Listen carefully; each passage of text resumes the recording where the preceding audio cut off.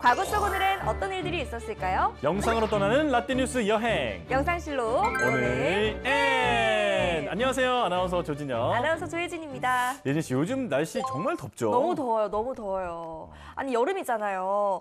여름 이럴 때는 뭐 시원한 계곡이나 바다로 가야 되는데 아니 여름 휴가 다녀오셨어요? 너무 바빠서 네. 이제 곧 갈 예정입니다. 어디로 가실 거예요? 저는 사실 네. 바다보단 계곡을 좋아해서. 오, 계곡 좋다. 계곡 가서 또 이제 모기한테 밥도 좀 주고 네, 그러고 와야죠. 네. 예진 씨는 이번 여름에 어떻게 보낼 생각이세요? 저도 뭐 계곡도 좋고 바다도 좋고 뭐 워터파크도 좋지만 뭐니 해도 이 시원한 에어컨 아래에서 이 영상실록과 함께하는 게 최고가 아닐까 싶어요. 저도 영상실록 보면서 이 여름을 보내겠습니다. 네. 그럼요. 자, 올해 저희의 여름을 책임져줄 이번 과거 여행 얼른 소개해 주세요. 네, 알겠습니다. 그럼 과거 속 오늘은 어떤 일들이 있었는지 함께 보시죠.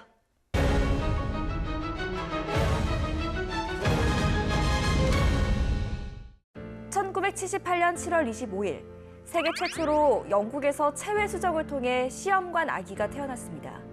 인공수정과 시험관 시술 분야를 연구해온 패트릭 스텝토, 로버트 에드워즈 박사가 9년 동안 아기를 가지려고 온갖 애를 써온 부부의 정자와 난자를 작은 시험관 속에서 인공수정시켰는데요. 48시간 후 인공수정 배아는 엄마의 자궁에 착상돼 임신은 성공했고 분만 예정일 3주를 앞두고 제왕절개 수술을 통해 아기가 탄생했습니다. 태어난 아기는 2.6kg으로 루이스 조이 브라운이라는 여자아이였는데요. 오, 세계 최초의 인공수정이라니 감격스러운 순간이었을 것 같은데 당시 사람들의 반응은 어땠나요? 이 전 세계적으로 극단의 반응을 불러일으켰습니다. 한쪽에서는 수백만 명 불임 부부들의 고통을 없애고 마침내 임신의 희망을 안긴 과학적 성과라고 평가를 했지만 또 다른 쪽에서는 이 자연의 섭리, 신의 뜻을 거스른 것이라고 비판하는 시선도 있었다고 해요. 오. 당시 브라운의 탄생 이후 불임 시술 분야는 급속도로 발전했는데요. 1980년대 중반에는 인공수정 배아를 냉동 보관해 다시 활용할 수 있게 됐고 90년대에는 정자의 수가 적은 남성 불임 환자들의 문제를 해결하는 강제 수정 방법도 나왔습니다. 우리나라에서 첫 시험관 아기가 태어난 날은 1985년 10월로 싱가포르, 일본에 이은 아시아 내 세 번째 성공이었는데요. 당시 서울대 장윤석, 문신용, 이진용 교수팀이 인공수정을 이끌어 오누이가 탄생했습니다. 아, 이런 역사가 있었구나. 그런데 지금은 우리나라 불임 치료 기술이 세계적인 수준이잖아요. 맞아요. 인류 최초의 시험관 아기라는 기록을 지닌 브라운은 현재 평범하게 살아가고 있는데요. 그녀는 지난 2006년 남편과의 사이에 자연 임신을 통해 아들을 낳기도 했습니다. 전문가들은 그 과학기술의 발전으로 30년 후엔 인공정자와 난자, 자궁을 이용해서 누구나 아기를 가질 수 있게 될 거다라는 전망을 하기도 했다는데 이게 진짜 그게 가능할까 싶기도 하고 또 과거를 보면 이런 기술이 안 나오라는 법도 없고 네, 기대가 되기도 하네요. 이 진혁 씨의 배가 불러있는 모습 이렇게 하면서 이렇게 태동 느껴져요. 한번 경험 있으신 거 아니죠? 요 아이가 그럼 이번에는 1969년으로 가보겠습니다. 1969년 7월 25일, 리차드 닉슨 미국 대통령은 괌에서 기자회견을 열고 이른바 닉슨 독트린을 발표했습니다. 닉슨 독트린은 괌에서 발표해 괌 독트린이라고도 불리는 대아시아 정책이었는데요. 베트남 전쟁과 같은 군사적 개입을 피하고 아시아 지역의 분쟁은 각국이 협력해 해결할 것을 촉구하는 내용으로 이루어져 있었습니다.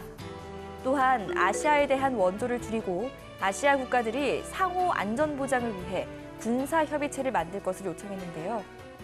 닉슨 독트린 이전에 트루먼 독트린이 있었는데요. 당시 트루먼 독트린은 공산주의가 전 세계로 퍼지는 것을 저지하기 위해서 소수의 정부 지배를 거부하는 의사를 가진 세계 여러 나라에 대해 군사적, 또 경제적 원조를 제공한다는 게 주 내용이었습니다.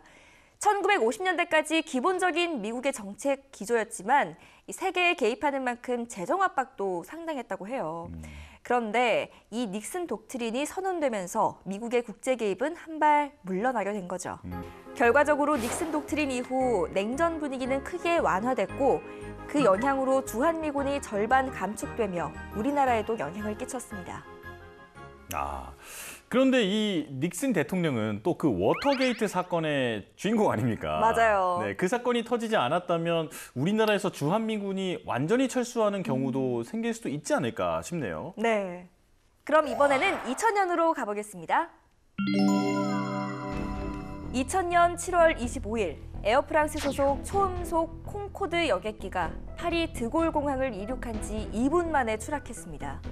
이 사고로 인해 승객과 승무원 등 탑승자 109명과 현장에 있던 주민 4명을 포함해 모두 113명이 숨졌는데요. 당시 콩코드가 추락한 지점인 고네스 마을의 르레블레 호텔은 완전히 붕괴됐지만 객실에 투숙객이 없어 지상에서의 인명피해는 상대적으로 적었습니다. 사고 원인은 엔진 고장으로 밝혀졌는데요. 당시 콩코드가 이륙하던 활주로에는 바로 직전에 이륙한 컨티넨탈 항공 55편이 떨어뜨리고 간 장애물이 있었습니다. 뒤이어 이륙한 에어프랑스 여객기에서 이 장애물을 밟고 왼쪽 타이어가 터져 그 파장이 연료 탱크를 직격해 발생한 엔진 고장이었는데요. 야, 그럼 이거 어느 항공사에 책임을 물어야 할지 좀 애매해졌네요. 맞아요. 이후 프랑스에서는 컨티넨탈 항공에 이 사고의 직접적인 원인을 제공했다면서 형사소송을 제기했고 콩코드 제작자들과 정비공들에게도 방조죄를 들어서 소송을 걸었습니다. 재판 결과는 어떻게 나왔나요? 결국 컨티넨탈 항공은 사고 발생 10년 만에 유죄로 판결이 돼서 20만 유로의 벌금을 선고받고 에어프랑스에 100만 유로를 지급하게 됐습니다. 그런데 이후 2012년 재심에서 컨티넨탈 항공은 무죄를 선고받지만 70만 유로를 배상금으로 에어프랑스에 지급하라는 판결을 받았죠. 당시 이 사고는 이전부터 위태롭던 콩코드의 운항 종료에 결정적인 계기가 됐는데요. 결국 에어프랑스는 사고 발생 3년 후 끝내 콩코드기의 운항을 중단하며 이 사건은 콩코드의 유일한 추락 사고로 기록되고 있습니다.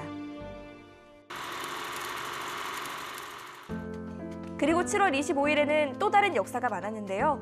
1974년에는 우리나라 추상화의 선구자로 불리는 서양 화가 김환기 화백이 뉴욕에서 별세하기도 했습니다. 김환기 화백 정말 세계적인 화백이죠. 한국적인 그 소재인데 모던한 느낌이 나잖아요. 네, 맞아요.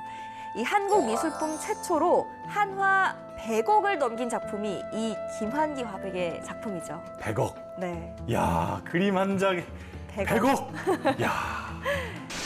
또 1970년에는 동양 최대 규모의 어린이 회관이 서울 남산에 문을 열기도 했는데요. 남산에 어린이 회관이 있었어요? 네. 지금은 서울 광진구로 이전했지만 당시 이 건물은요. 지하 1층, 지상 18층 규모로 총 공사비 6억 원이 투입돼서 지어졌다고 해요. 이 건물 내부에는 체육관, 수영장, 또 무용실 등과 장서 11,000권을 보유한 도서관도 갖추고 있었다고 하네요. 이뿐만 아니라 1995년에는 미군 소방차와 소방기자의 인수식이 서울시청 앞 광장에서 거행되기도 했습니다. 당시에 우리나라에서는 소방차를 만들 기술력이 없었던 거군요. 네, 1976년에 최초의 국산 소방차가 생산이 되는데요. 1955년 당시 한국에 주둔하던 미군 소방대가 철수하면서 국내 화재 진화 작업 일체를 한국소방서가 담당하게 돼 인수를 하게 된 거였죠. 자, 오늘도 이렇게 열심히 과거 속으로 달려봤는데요. 영상실록으로 만나본 오늘의 과거, 여러분은 어떠셨나요? 그럼 다음 시간 더 알찬 이야기로 만나요.